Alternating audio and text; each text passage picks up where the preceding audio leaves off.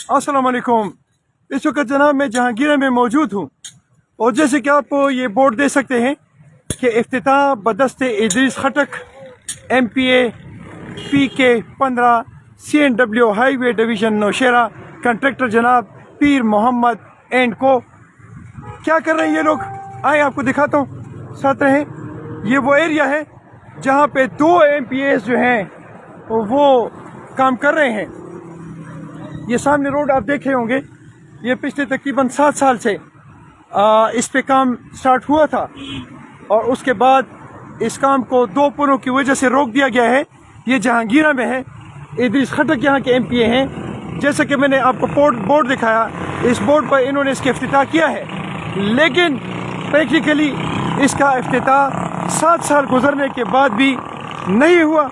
और ये रोड आपको इस पोजीशन में मिल रहा है जैसे ये रोड नहीं, बल्कि ये कोई क्या उसे कहते हैं, कोई दश्त है या सहरा है या कोई ऐसी कोई अफगानिस्तान है जहाँ कोई जंग हुई हो और यहाँ इस रोड को लावारिस और क्या उसे कहते हैं, लावारिस छोड़ दिया गया है। ये वो रोड है जी जिस पे पिछले 7 साल से काम जारी है।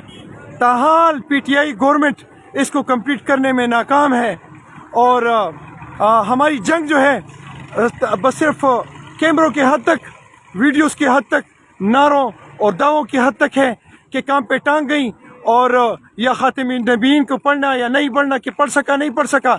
हमारी जंग इस पे जारी होती है।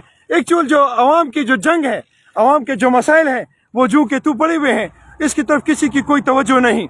इसको कौन पूछेगा, कब पूछेगा मालूम नहीं, लेकिन ये गवर्नमेंट आवाम के लिए बनती है, आवाम के वोट से बनती है, लेकिन अफसोस की बात यह है कि उनकी तवज्जो सारी एक दूसरे के साथ जंग जदल पे, एक दूसरे के साथ गाली गलौज पर और एक दूसरे की टांगे खींचने पर मरकूज है। असल जो आवाम के मसाइल हैं वो 100 साल के बाद भी इधर ही होंगे। और भट्टो जीता है या भट्टो जी रहा है या कोई और जिंदा है या कोई और मुर्दा है, मेरा इसके साथ कोई काम नहीं है।